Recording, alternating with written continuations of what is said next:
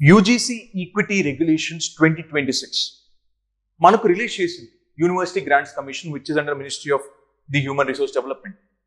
But actually what's the problem? ఎందుకు students protest చేస్తున్నారు? చాలా మంది యూజీసీ హెడ్ క్వార్టర్స్ బయట వచ్చి ప్రొటెస్ట్ చేస్తున్నారు. నాట్ ఓన్లీ స్టూడెంట్స్, ఈవెన్ చాలా మంది రీసెర్చర్స్, చాలా మంది ప్రొఫెషనల్స్, చాలా మంది coming out and protesting against this regulations. ఏంటి అంత కాంట్రవర్షియల్గా ఏముంది దీంట్లో?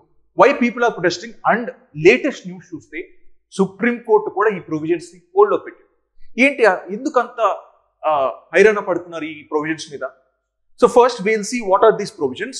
అండ్ ఇటువంటి ప్రొవిజన్స్ ఇంత ముందు లేవా అంటే ఉన్నాయి, కానీ అది అడ్వైజరీ మాత్రమే ఉండేది.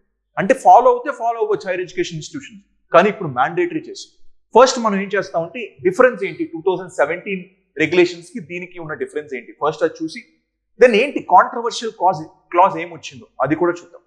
So first equity regulation supreme court hold లో పెట్టింది. స్టూడెంట్స్ ప్రొటెస్ట్ చేస్తున్నారు against this is an anti discriminatory law గా తీసుకురావాల్సింది.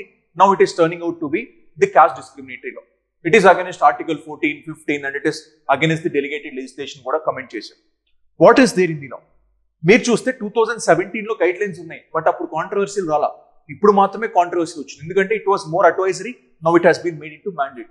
అప్పుడు కూడా ఈక్వల్ ఆపర్చునిటీ సెల్స్ ఉండేటివి, కానీ ఇప్పుడు మీరు చూస్తే there is no uniform enforcement. అంటే స్టేట్ స్పెసిఫిక్ గా యూనిఫామ్ ఎన్ఫోర్స్మెంట్ లేదు, కానీ ఇప్పుడు చూస్తే uniform enforcement and no accountability. అంటే అది ఫాలో అవ్వకపోతే నిన్ను ఎవ్వరు ఏమి అందరూ, యూజీసీ కూడా నీ పైన పెనాల్టీస్ వేయదు, కానీ ఇప్పుడు చూస్తే యూజీసీ పెనాల్టీస్ వేస్తుంది, డీరికగ్నైజ్ చేసే ఛాన్స్ ఉంది higher education institution.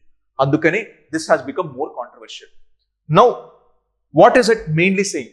That every higher education institution, అది సెంట్రల్ యూనివర్సిటీ అయ్యుండొచ్చు, స్టేట్ యూనివర్సిటీ అయ్యుండొచ్చు, ప్రైవేట్ అన్ఎయిడెడ్ కాలేజెస్ అయ్యుండొచ్చు, ఇవన్నీ కంపల్సరీగా ఈ రూల్ ఫాలో అవ్వాలి. ఏంటది?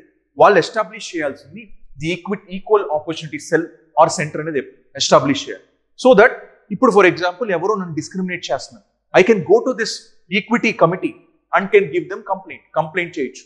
అండ్ ఇన్స్టిట్యూషనల్ ఆంబుడ్స్మెన్ ఉంటారు, ఈక్విటీ స్క్వాడ్స్ ఉంటారు, అంబాసిడర్స్ ఉంటారు, చెక్ చేస్తూ ఉంటారు ఎక్కడైనా డిస్క్రిమినేషన్ జరుగుతుందా లేదా.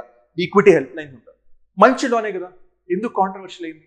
మంచిదే కదా, ఎవరైనా నన్ను డిస్క్రిమినేట్ చేస్తుంటే బేస్డ్ ఆన్ ది కాస్ట్ నేను వెళ్ళి కంప్లైంట్ ఇచ్చుకోవచ్చు కదా. దానివల్ల యూనివర్సిటీ కూడా బాగుంటుంది కదా, without any caste discrimination, religious or linguistic discrimination. కానీ ఇక్కడ ప్రాబ్లం ఈ క్లాస్ తో వచ్చింది.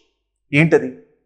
Cost based discrimination only in relation to SC, ST, OBC. అంటే వీళ్ళకి మాత్రమే కాస్ట్ డిస్క్రిమినేషన్ జరుగుతుంది.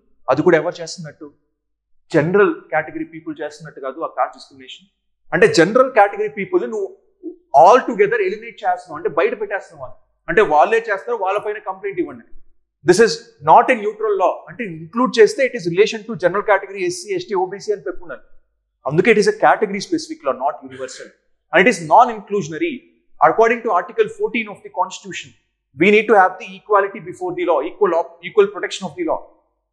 You should not discriminate based on religion, race, caste, sex, place of birth. But ఇక్కడ నువ్వు కాస్ట్ బేస్డ్ డిస్క్రిమినేషన్ చేయట్లేదా? అందుకే this is more controversial regulation అని తీసుకొచ్చారు. Even Supreme Court have stayed this order or regulation. And let's see what will the final outcome of UGC. Even the Dharmendra Pradhan గారు, the Union Ministry of HRD have actually commented that this will not be misused and comment చేశారు. But let's see how the courts will decide. This is about UGC Equity Regulations 2026.